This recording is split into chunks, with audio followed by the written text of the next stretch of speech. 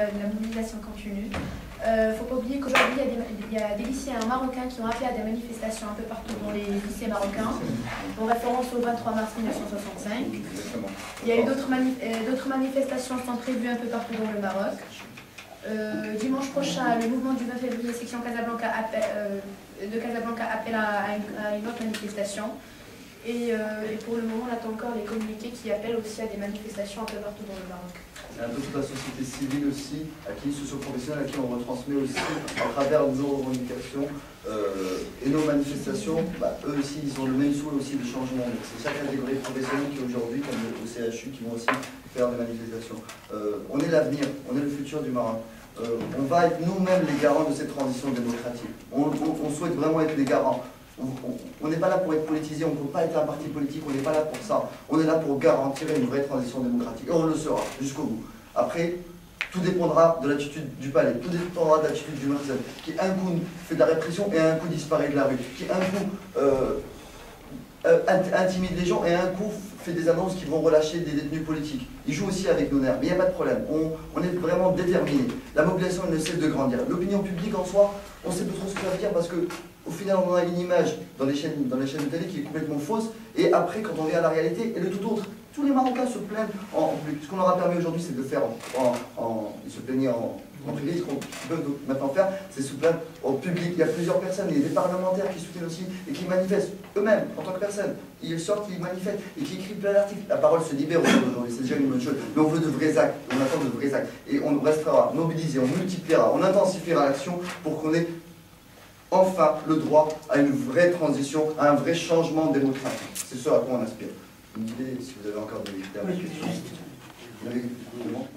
Non, mais vous avez dit, est-ce que c'est réformiste ou c'est révolutionnaire? C'est un processus qui est engagé. C'est un processus qui est engagé. Et comme tout processus de libération, il ne peut être que révolutionnaire. Surtout qu'en ce moment, c'est que la parole, comme ça vient d'être dit, il est libéré. Les gens, ils utilisent la technologie moderne, qu'avant, il y avait le monopole des médias. Et bien maintenant, il n'y a plus ce monopole des médias. Les gens n'écoutent plus la radio-télévision du Maroc. Ils écoutent ailleurs, ils ont des paraboles, ils ont des vidéos. Donc finalement, ce dirigisme vers une voie unique, eh ben, il est éclaté. Donc maintenant, c'est le mouvement des jeunes qui est lancé. Moi, je me rappelle, puisqu'aujourd'hui c'est le 23 mars en 1965, eh ben, il y avait un mouvement qui était fantastique, mais il n'y avait pas les moyens de contact entre les uns et les autres. Or, actuellement, comme ça a été dit, c'est plus les grandes villes seulement, c'est dans les petits patelins. Donc, si on veut dire un processus révolutionnaire, quand c'est le peuple qui accapare la liberté de s'exprimer et d'agir.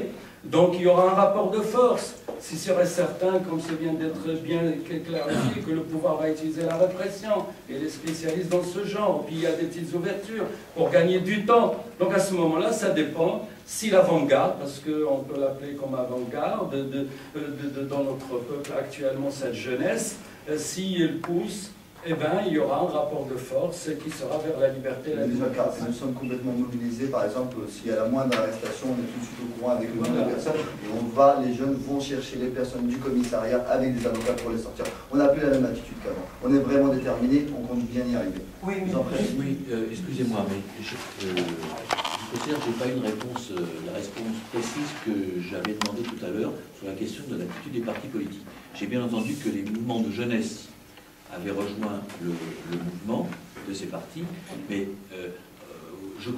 dites-moi si j'ai mal compris, par défaut, j'entends que les directions, en tout cas, de l'USFP et du PPS n'ont pas bougé. Elles n'ont pas bougé du tout.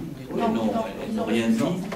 Ils sont au gouvernement, ils refusent de quitter le gouvernement et donc ils n'appellent pas officiellement à ces manifestations. Les jeunes, par contre, revendiquent la démission de ces... Dans leurs revendications, on considère quand même que tous ces partis-là qui tournent depuis des années autour du palais sont des bénis oui-oui.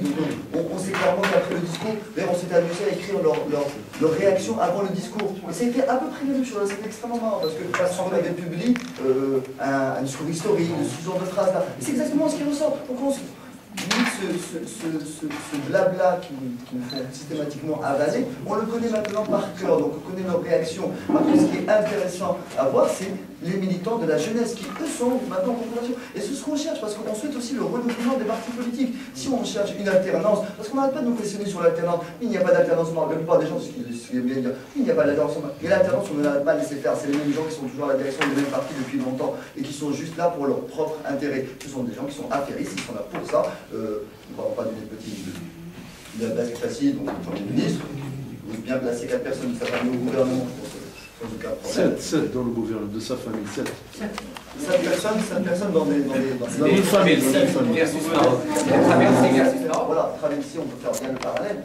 Voilà, donc on n'entend rien d'eux en soi de ces partis politiques. Voilà. Ouais, mais juste par rapport, donc il y a une chose à savoir, par rapport aux réponses de l'État marocain au moment du 20 février, il faut pas maintenant on parle beaucoup de conseil, voilà, par rapport aux constitutions, tout ça, mais la vraie réponse de l'État marocain se trouve dans le rapport de ANDH, le rapport de l'Association marocaine des droits de l'homme.